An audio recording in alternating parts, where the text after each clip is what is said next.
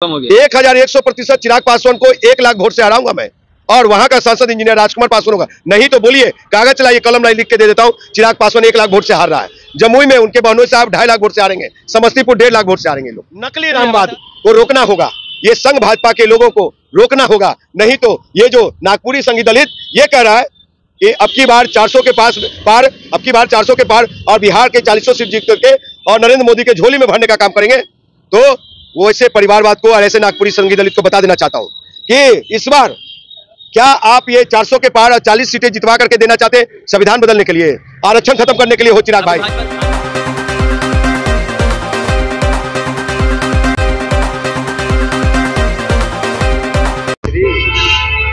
NDA में seat बंटवारा हुआ। सीट बंटवारे के बाद पशुपति पारस को साइडलाइन पकड़ा दिया गया, लेकिन पशुपति पारस ने साइडलाइन पकड़ते साथ साथ उन्होंने केंद्रीय मंत्री पद से इस्तीफा दे दिया। इस पे बात करने के लिए हमारे साथ राजकुमार पासवान जी से बात करेंगे। राजकुमार पासवान जी, इस्तीफा दे दिया पशुपति पारस ने।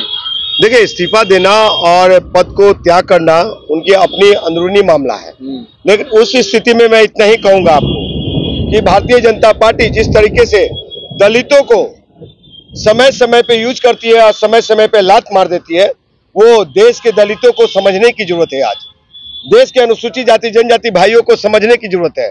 और ये जो मनुवाद ब्राह्मणवाद के गोद में बैठा हुआ चिराग पासवान है, ऐसे को मुंहतोड़ जवाब इस बार देना है कि ये चिराग पासवान जो 5 सीटें मिले हैं बिहार के पासवानों की ताकत पे मिला है, तो चिराग भाई बताइए कि कितने पासवानों को, गरीब पासवानों को टिकट दे रहे हैं आप? अपने परिवार के अलावा कितने अपने पार्टी से जो आपका पिकदानी उठा रहा है उसको दे रहे हैं? जो आपके आगे पीछे घूम रहा है, जिंदाबाद कर रहा है, वैसे दुसाध पासवानों को टिकट दे रहे हैं। या जैसा सूत्रों के हवाले से पता चल रहा है कि वो अपने बहनोई साहब, दामाद साहब को जमुई से टिकट देने जा रहे हैं। तो क्या फिर से परिवारवाद? और इनका परिवारवाद में घर में खेला हो गया। क्या खेला हो गया कि राजकुमारी देवी का जो दामाद थे, अब उनको साइडलाइन करके रीना पासवान के दामाद को प्रमोट किया जा रहा है, उसमें चिराग पासवान अब कर रहे हैं। तो वो देश के प्रधानमंत्री नरेंद्र दामोदर मोदी साहब से पूछना चाहता हूं मैं कि आपको तो लालू परिवार एंड परिवार पार्टी जो है वो बुरा लगता है, मुलायम सिंह यादव परिवार पार्टी बुरा लगता है, कांग्रेस पार्टी परिवार पार्टी बुरा लगता है, तो चिराग पासवान एंड परिवार पार्टी को कैसे विजय का माला पहनाइएगा? उस समय हाथ नहीं कांपेगा नरेंद्र मोदी का। परिवारवाद पे सवाल उठा रहे हैं। मैं नहीं उठा रहा हूं, नरेंद्र मोदी को जवाब दे रहा हूं। वो देश का प्रधानमंत्री जो कहते हैं कि मैं चौकीदार हूं, तो चौकीदार ना जाने कितने बहुरूपिया रंग बदल रहे हैं, कितना अपना। सबसे बड़ा सवाल हाजीपुर, माफ कीजिएगा, हाँ हाजीपुर। जी हाँ, आपको बता दूं कि हाजीपुर में 2019 में मेरा 3रा पोजीशन रहा, निर्दलीय में मैंने काम किया है, मैं लगातार संघर्ष किया है और बाबा साहब के विचारों पे समाज को जगाया है।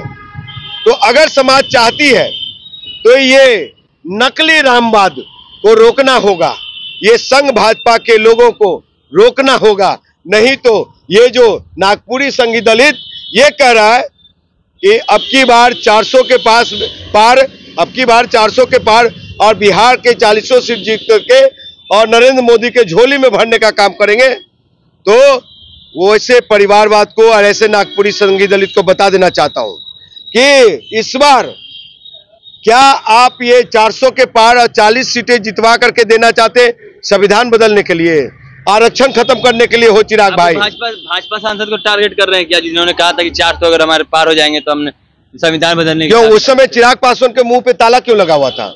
उस समय चिराग पासवान की बोलती क्यों बंद थी? देश में रोस्टर सिस्टम हो, बेरोजगारी की आलम हो, बिहार की समस्या पे कभी नरेंद्र मोदी से बात किया इन्होंने? कभी नहीं बात करने का काम किया। ये सिर्फ अपने सीट के लिए, गठजोड़ के लिए बात करते हैं, परिवार को आगे बढ़ाने के लिए बात करते हैं। ऐसा नकली नेता नहीं चलेगा। ये हाजीपुर में चाचा भतीजा लड़े, आपको बता दूं कि चिराग भाई वहां पे पहले पशुपति पारस को यूज किया, इस्तेमाल किया, अब चिराग पासवान को इस्तेमाल करने की बात चल रही है। कहीं ना कहीं अब पशुपति पारस को साइडलाइन पकड़ा देंगे। क्या देखते हैं आप, कैसे समझते हैं? आखिर जो दलित है उनके साथ आखिर क्या? मैं इस तरह से समझता हूं कि रामनाथ कोविंद साहब देश के राष्ट्रपति बनाए गए। एक दलित चेहरा थे, लेकिन उनका जब फेयरवेल हुआ तो वो प्रधानमंत्री की तरफ ऐसे प्रणाम कर रहे थे और प्रधानमंत्री जी मुंह फेर रहे थे। वो भी देश ने देखा। अब द्रौपदी मुर्मू जी आई तो शिलान्यास तो उनसे हुआ नहीं और उद्घाटन द्रौपदी मुर्मू जी से करवाया नहीं।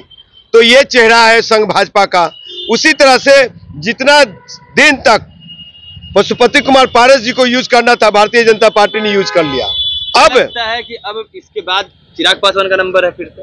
आपको बता दूं कि भारतीय जनता पार्टी आने वाले समय में चिराग पासवान को खत्म कर देगा, राजनीति बिहार की राजनीति से बाहर कर देगा, उनकी पार्टी खत्म हो जाएगी बिहार में। एक बात बताइए, और कई सारे नेताओं को तो अभी इस ऑफर का समय चल रहा है, पैसे का, प्रॉपर्टीज का, काफी चीजों का, आपको कुछ मिला है? साहब आपको बता दूं कि जब मैं 2014 में आम आदमी पार्टी का टिकट लेकर के आया हाजीपुर में, उस समय बहुत लोग बैठाने की कोशिश की गई, स्कूटनी दे, ये सारा खेल होता है, और कि अपना नाम वापस ले लीजिए। तो मैं बता दूं कि जब रामविलास पासवान के हाथों नहीं बिका, पशुपति कुमार पारस के हाथों नहीं बिका, तो चिराग पासवान किस खेत के मूली है? हम बिकाऊ नहीं है, टिकाऊ है। इसीलिए हाजीपुर में वैशाली की धरती पे मेरा मान सम्मान, इज्जत, और आज लोग गले लगाने के लिए तैयार बैठे हुए, तो यही मेरा कर्म रहा है, यही संघर्ष रहा है। और सच्चे अम्बेडकरवादी है, सच्चे बाबा साहब को मानने वाले लोग, वहां की समस्या, वहां का विकास तभी जो होगा जब इंजीनियर राजकुमार पासवान लड़ रहे हैं आप, कंफर्म हो गया। 1100% चिराग पासवान को 1 लाख वोट से हराऊंगा मैं, और वहां का सांसद इंजीनियर राजकुमार पासवान होगा। नहीं तो बोलिए, कागज चलाइए, कलम लाइए, लिख के दे देता हूं, चिराग पासवान 1 लाख वोट से हार रहा है।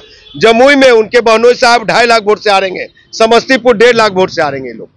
चलिए, हमारे साथ इंजीनियर राजकुमार पासवान थे, जिन्होंने साफ तौर पे ये कहा है कि ये बिकाऊ नहीं है, ये टिकाऊ है। इस बार चिराग पासवान को लाख वोट से हराएंगे। साफ तौर पे कई सारी चीजें कही हैं। ये भी क्या है कि दुसाध या दलितों को भाजपा हमेशा यूज करते आई है और भी आगे चिराग पासवान का यूज करेगी। और भी तमाम खबरें हम तक पहुंचाते रहेंगे। ऐसी तमाम खबरों के लिए जुड़े रहें चैनल